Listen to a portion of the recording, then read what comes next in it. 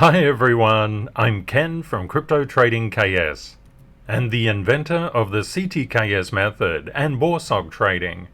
If you're new, a very warm welcome and welcome back KS family. Please note I don't have WhatsApp or Telegram. The main markets in the last session, all sectors were down 0.20%. Materials were hardest hit and the best performing sector was information technology. And we can see that playing out across this heat map. Tesla was up 7.43%.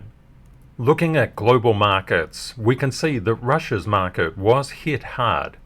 Brazil, India, Japan, Norway and Indonesia did quite well. China was down a little bit, and also the US, Canada up just slightly.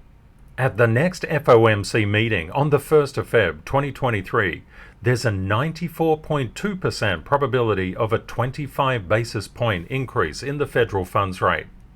We can see, turning to global statistics, that Canada's CPI month on month came pretty much as expected. The median CPI came out a little bit hotter, as did the trim CPI. The Empire State Manufacturing Index, or survey of the top 200 manufacturers in New York, look at that, quite a depression in terms of the index. They expected negative 8.7, they got negative 32.9. This is very contractionary. We can't take one isolated statistic and just make all our decisions from that. We have to look at all of them. But that is a bit of a hit. In other news, Microsoft to cut thousands of jobs across divisions.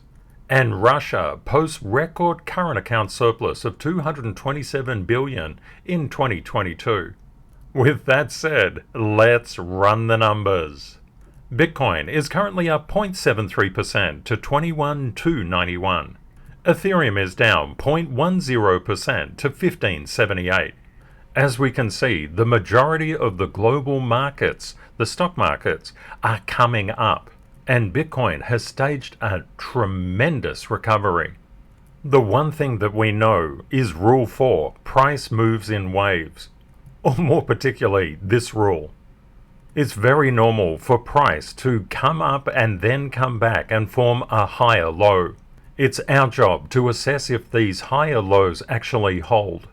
The real question, the burning question, is can the markets hold their gains? Let's have a look at the main markets. We can see in the last trading session there was a bit of a kick up in the VIX, the fear index.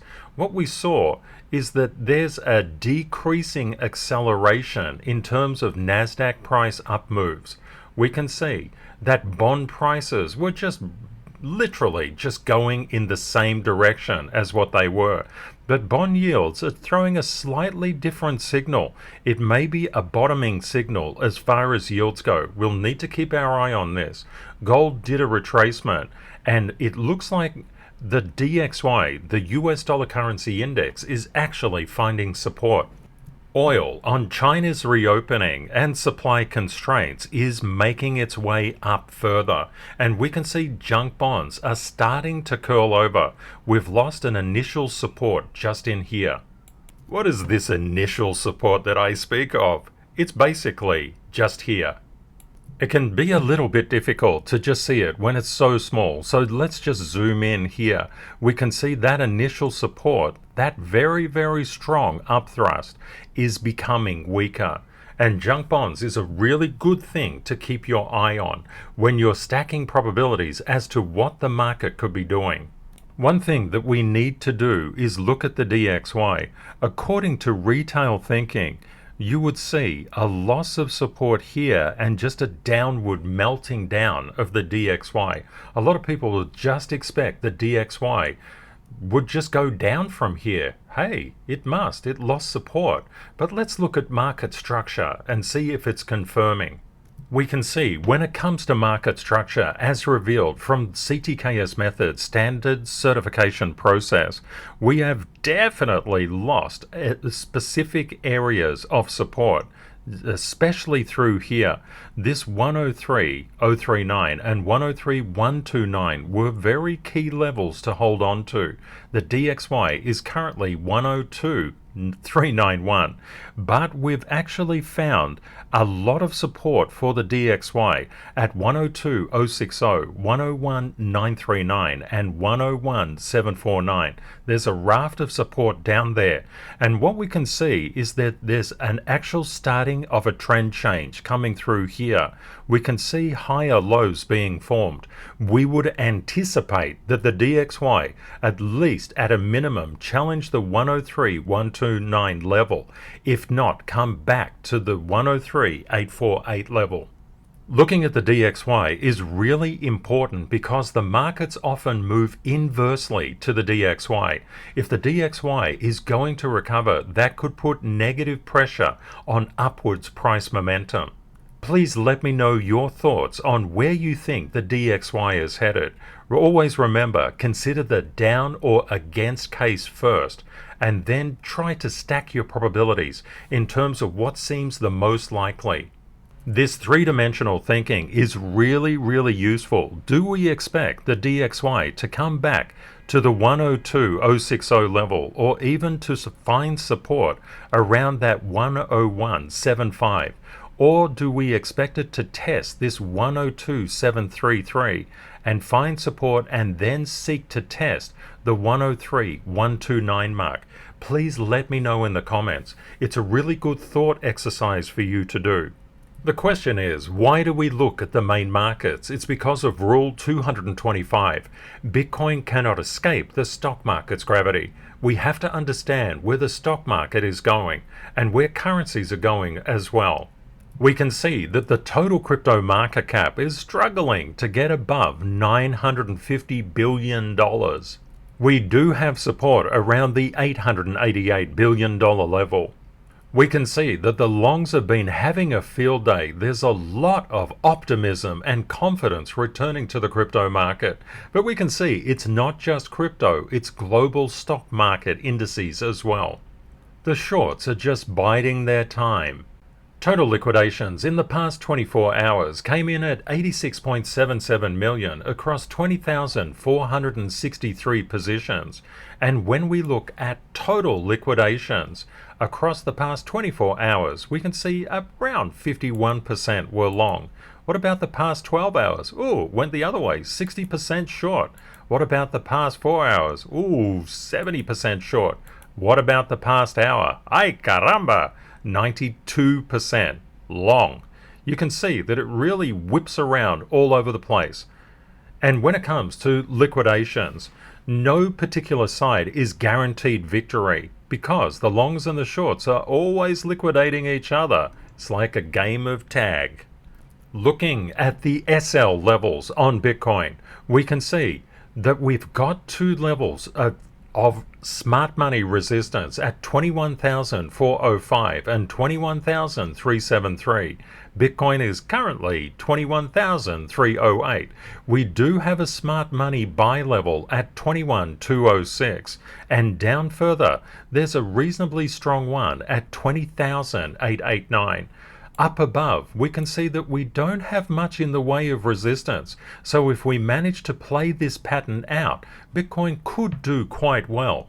The next real level of resistance is around 21,700 and $60. It's also important to understand markets have a life of their own. They do exactly what they want to do, and they don't care what we think they should do. We come back to the fact that you don't need certainty, you just need a strategy to profit from uncertainty. And that's what we do with our CTKS code each and every day, because we know we control the trade or investment, but the market controls the return.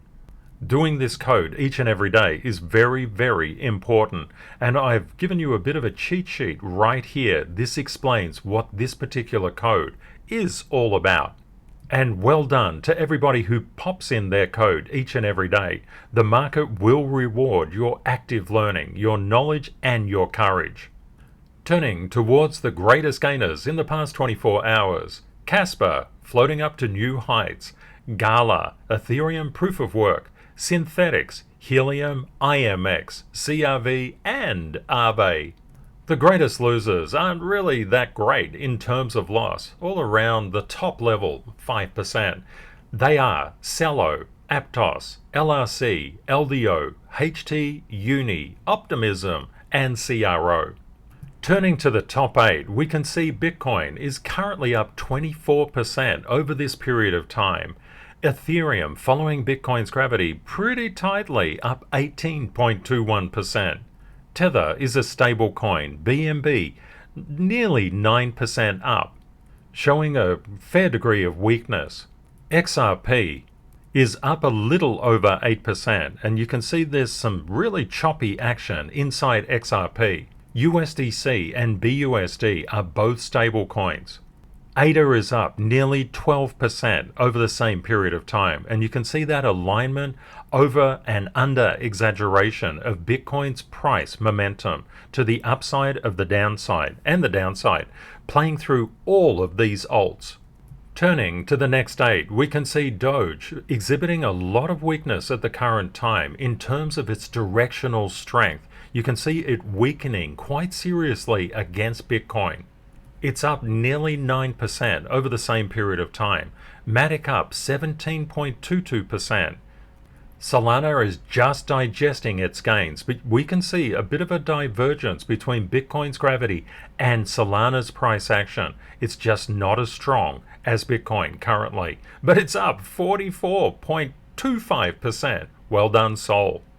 DOT is showing relative strength, up around 23%.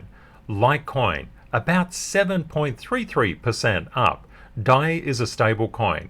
SHIB has actually dethroned Tron and pushed it down. Oh, naughty SHIB. SHIB is up 12.41%. Tron is digesting its gains. It's had a big meal and it's up nearly 13%. Please let me know in the comments which one of these patterns do you find the most effective, and we can go across the top 16. Which one of these patterns shows you that the alt has the most strength? Just ignore Bitcoin. I'd just like to thank everybody from the bottom of my heart for your very beautiful and kind comments.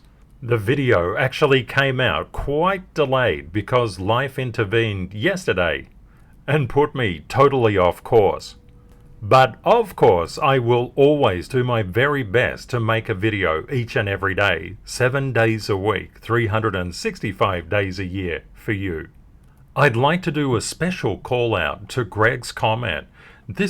Greg, your perception on what actually creates a positive habit from a negative habit is just exceptional. Greg says, when that pain of staying the same finally outweighs your fear or unwillingness to change, you will change, but not 1 second before then.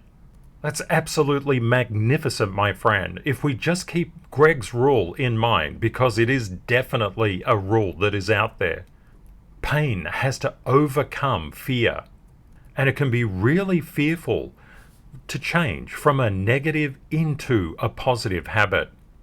For example, if we're always critical of other people, changing that habit, where does that pain come from? Maybe it comes from the fact that people avoid us, or maybe it comes from the fact that nobody wants to be around us if we're always critical, if we're always finding fault. But as soon as the penny drops and other people become more important, and what do I mean by that? When the relationship with others becomes more important than being critical, people will change. Instead of finding any small fault, and that's easy to do because human beings always err. Being critical and finding fault with others is typical Zone 1 and Zone 2 behavior. It's a really, really bad habit, and the people you're doing it to don't appreciate hearing. Instead, in Zone 3 and Zone 4, we do the same thing, but we just deliver the package differently. The package of criticism is delivered with kindness, and it actually ceases to be criticism at all. It is just really helpfulness, but it's directed one-to-one at the person concerned. For example, if you're at work and you want to, be critical of a co-worker, hey, Don't do that. It doesn't work. Just go and talk to them directly and be helpful. Because actually the relationship with your coworker is more important than them being right or being wrong. This is a very different way of thinking. In Zone 1 and Zone 2, it's all about, you must be right, and if you're not right, I'm going to tell everybody you're wrong because I know you're wrong. Therefore, I'm right. And it's a big competition. Wow, you don't want to go there. In Zone 3 and Zone 4, we do things completely differently. You can see one of these little boxes down here is respect. Respect is incredibly important. If we don't respect other people, they will not respect us. And if people don't respect you, you feel inner and outer conflict, not inner peace and outer peace. And therefore, happiness can be elusive. In tomorrow's episode, I'll go much more into the positive and negative habits because it's incredibly important as a trader and an investor that you've got positive habits. They'll make the world of difference, not only to your psychological outlook on the world, but also to your pocket. And it's always really good to remember your future is created one habit at a time. If you want a more positive future, just get more positive habits. That's all there is to it. And that means that you must observe yourself independently of yourself. Wow, that seems pretty complex to do. But you can do it. Anybody can do it.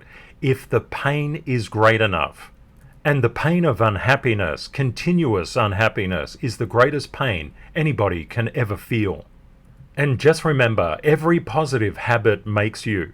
It'll make you in so many ways, financially and every other way as well. To get more positive habits, we're all about creating better habits and creating a better life. Money just magnifies who a person is. If you have a collection of bad habits, they will be magnified when you have more money. If you're a collection of good habits, they will be magnified when you have more money. That's why we do daily positive affirmations for abundance, financial success, and happiness through the CTKS Creed. I know the universe wants me to succeed. Every day I show kindness, integrity, and gratitude. I know opportunities and life reset daily. I am worthy. I go slow to go fast. I start small and scale with BORSOG. Life pullbacks give me the strength for the next life rally. I am dedicated and committed. I win or learn and never blame. I never let a problem beat me because I solve it with positive excellence. When we understand that all results come from the mind, your trading, what you experience in terms of happiness or lack of it, and that all just comes from habits. When we become aware, we can create better habits and a better mind creates better outcomes. Stay safe out there, my friends. Take care and see you tomorrow. Bye.